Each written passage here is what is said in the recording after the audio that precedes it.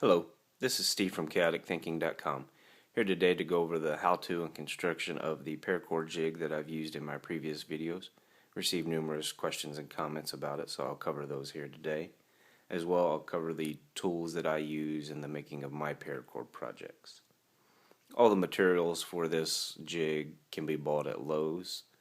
The hardware can be found in the hardware and fastener area of Lowe's, and the wood can be found in the project area. Before I get started on this jig, I'm going to show you what I was initially using before I actually built this jig.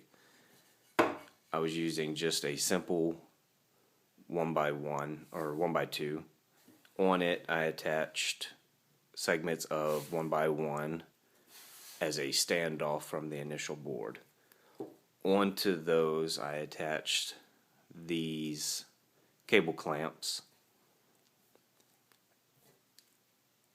to hold the buckles, and then I just constructed my bracelet in between. Of course, I didn't know the size when I started out, so I started out way too long, moved my initial board still to not the right length, moved it until I found the sweet spot for the bracelet for my size. You don't want to have to move your board every time you make a new bracelet, and that's where the slider on the main jig comes in. This is just a simple jig that I made to hold the things in my lap as I was making them.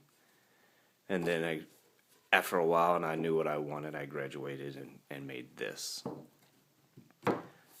My camera setup does not allow me to put the whole thing in view. After the end of this video, at the very end, I'll have still shots of different angles of this jig, as well as a materials list and a size list on the screen. This jig consists of 3 different boards. There's a 1x6 at the base, there's a 1x4 at the top and as the slider, and 1x1 as the guide rails on the side.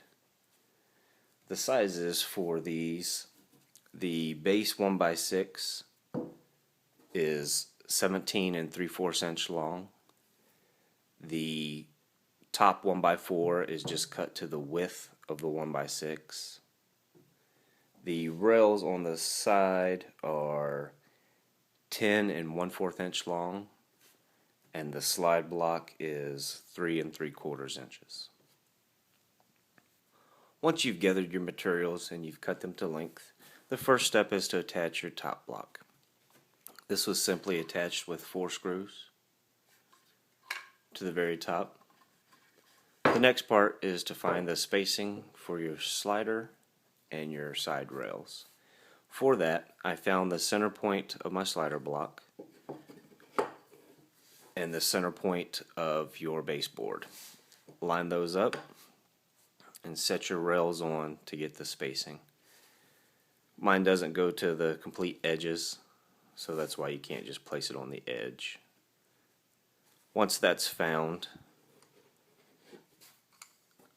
I pre-drilled my holes, and for that I flipped the entire rig over, and you can see my lines. I placed my block back on the board.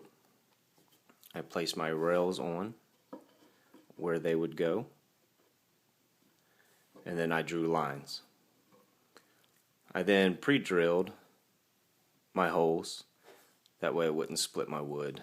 The 1x1 is a small piece of wood that may actually split if you just attempt to drive a screw into it without pre-drilling your holes. Once that's all found and you've attached your side rails, place your block back in, and I actually placed mine at the 4-inch mark. Just measure down 4 inches from the top of your base block to the top of your slider block. Take and sink your hole. Mine is a 5/16 hole that I just sunk straight down through. Then take your slider block, and move it down to the bottom length that you want your bracelet, or your ability to make bracelets. I put mine at the 10-inch mark. Take your same drill bit, go straight down through the same hole that you went down through, and drill you a second hole in your baseboard. Once you have your 2 holes, take and draw a line from the outer edge of the hole to the outer edge of the hole on both sides. This is where your jigsaw comes in. Sink that down and cut out your 2 lines, and that exposes your channel. Once you have your channel complete, the next step is to attach your slider block.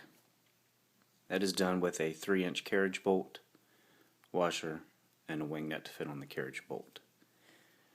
Ultimately, I would like to have a second washer on the bottom, but the carriage bolt is square near the head, the washer is round. The square peg does not fit into the round hole, thus it would not sit flush. I could find a bigger hold washer that would accept and go around the square base, and that way I could have a washer on the top and a washer on the bottom. The final step in the process is attaching your nylon cable clamps with your buckle to your top block and your slider block. These are 5/8 inch buckles, and the nylon I think is a 1/2 inch. If you are using a smaller buckle, you would need to get a smaller nylon clamp to go on, and you can attach a small buckle on one side and your bigger buckles on the other side. That way your jig will actually work for any size buckles that you are using. When you're attaching your buckles and your clamps, you want to have it to where your buckle is perfectly in line with your block, the edge and edge, and vice versa on the other side. You want the back edge to be perfectly in line with your block. This gives you the ability that between this block and this block is your overall bracelet length, and you can use your measurements here and just lining up your block to get your bracelet size on what you want.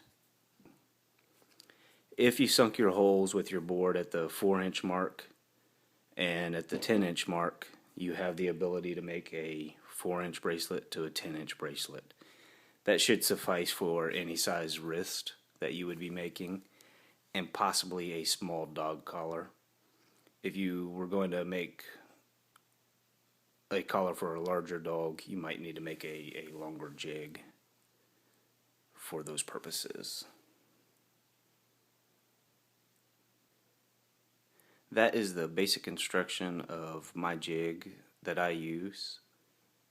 Keep in mind, after the next segment I will have still photos of the entire jig from different angles, as well as a parts list and measurements list.